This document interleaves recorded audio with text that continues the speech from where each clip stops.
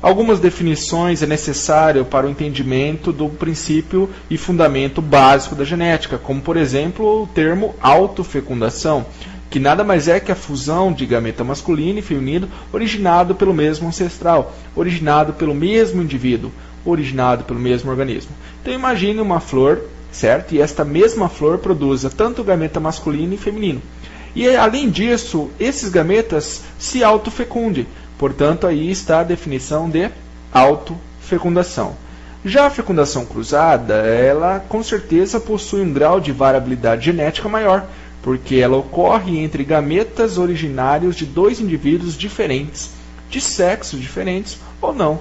Duas flores, tá, que possuem uma carga genética diferenciada, você promove a fecundação cruzada entre eles. Já o fenótipo, que é outro termo que é necessário nós entendermos, significa a descrição de um caráter, certo? Esse caráter necessariamente visível. Portanto, dizer que uma planta possui flores brancas ou que um animal tem pelos longos são exemplos de fenótipo. Por exemplo, menina é magra, é o fenótipo dessa menina. A flor tem cor rosa, é o fenótipo dessa flor. Determinado indivíduo tem cabelo ondulado. Esse é o fenótipo desse cabelo do indivíduo. Então, o fenótipo é a descrição do caráter, tá? Já os cromossomos, pessoal, eles são formados por DNA, tudo bem? E é um DNA altamente condensado. E também por proteínas, como as histonas, que são proteínas básicas. E esses cromossomos estão geralmente presentes na divisão celular.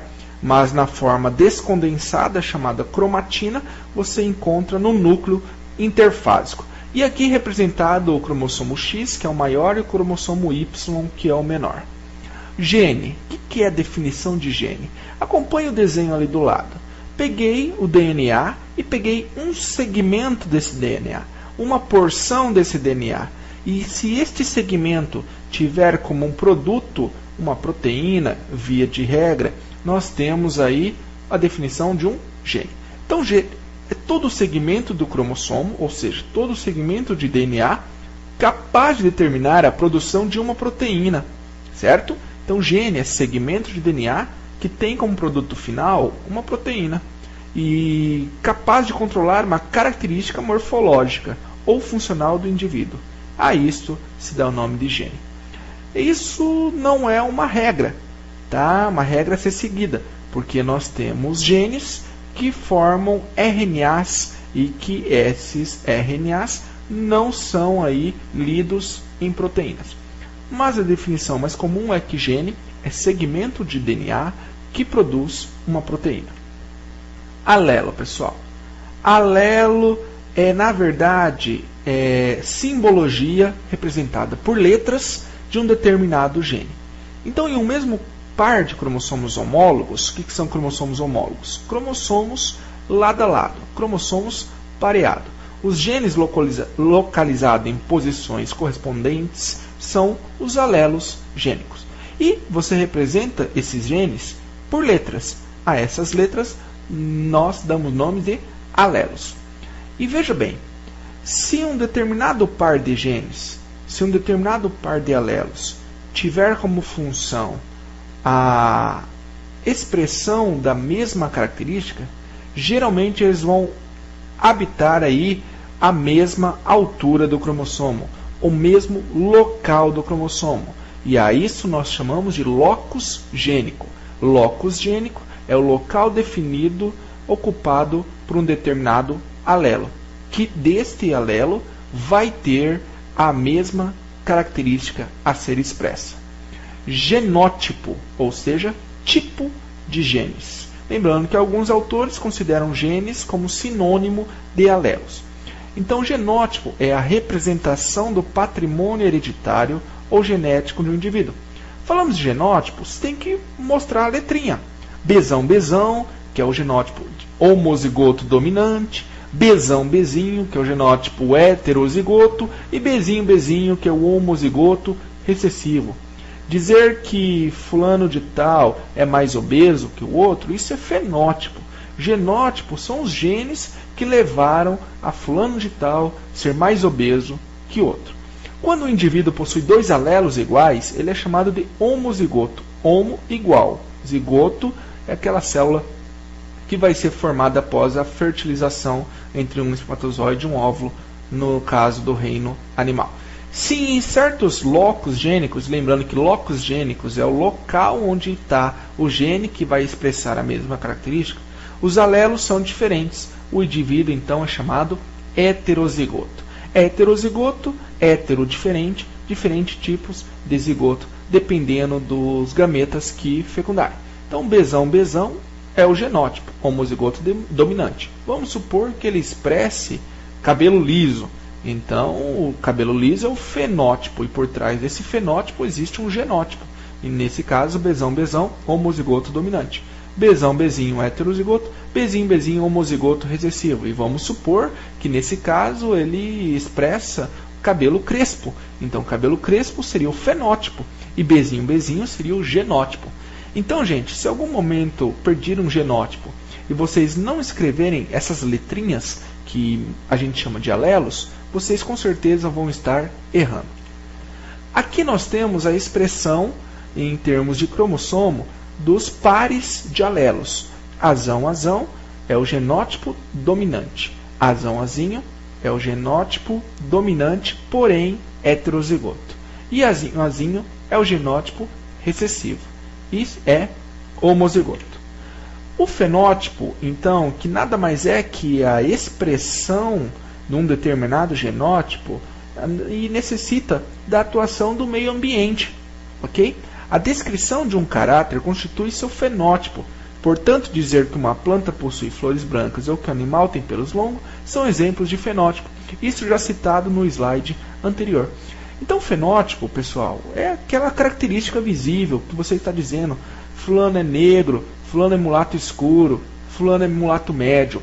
É o meio ambiente que interage com a sua carga genética, que foi devidamente oriunda dos pais, e expressa, tá, numa característica visível, aí que nós podemos chamar de fenótipo.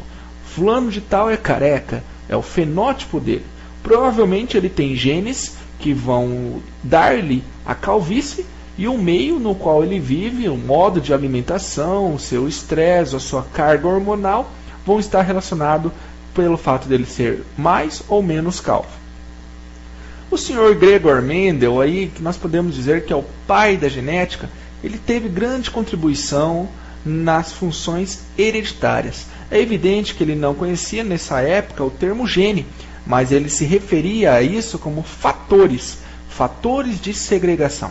A primeira lei de Mendel é a lei da segregação dos fatores, enquanto que a segunda lei de Mendel é a lei da segregação independente dos fatores. Então, mais uma vez, primeira lei de Mendel, segregação dos fatores. Segunda lei de Mendel, segregação independente dos fatores. Gregor Mendel, então, em 1865, formula e apresenta em 2 encontros da Sociedade de História Natural da Áustria as leis da hereditariedade. Todo mundo sabia que os descendentes, seus filhos, pareciam com os pais, mas não sabia explicar esse processo hereditário que ocorria.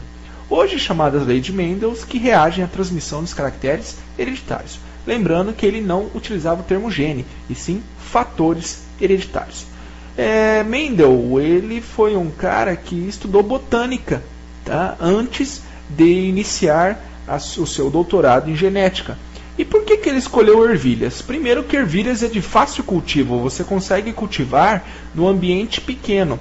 E a ervilha você promove com uma certa facilidade a autofecundação.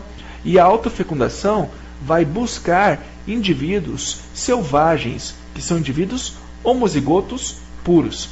O ciclo reprodutivo da ervilha também é curto, e sendo curto, permite uma repetição nessa experiência, e a repetição promove um grande número de descendentes. E é extremamente importante esse grande número para que você aplique a estatística numa experiência. Dizem que o número mínimo de amostra para que a estatística funcione com uma certa confiabilidade, o número mínimo de amostra é 30. E além disso, as ervilhas trazem o que é visível, as suas características, o seu fenótipo. Então, basicamente, Mendel pegava o seu pincel e fecundava, às vezes com a autofecundação, porém às vezes com fecundação cruzada, e foi analisar aí a descendência. Então imagina o seguinte: a ervilha amarela e a ervilha verde. Apesar de nós consumirmos a ervilha verde, ela é uma ervilha recessiva, enquanto que a ervilha de cor amarela é uma ervilha de caráter dominante. Então nós temos a ervilha amarela plantada no solo, tá? Vai dar origem a uma flor e essa flor vai produzir os esporos, vamos supor.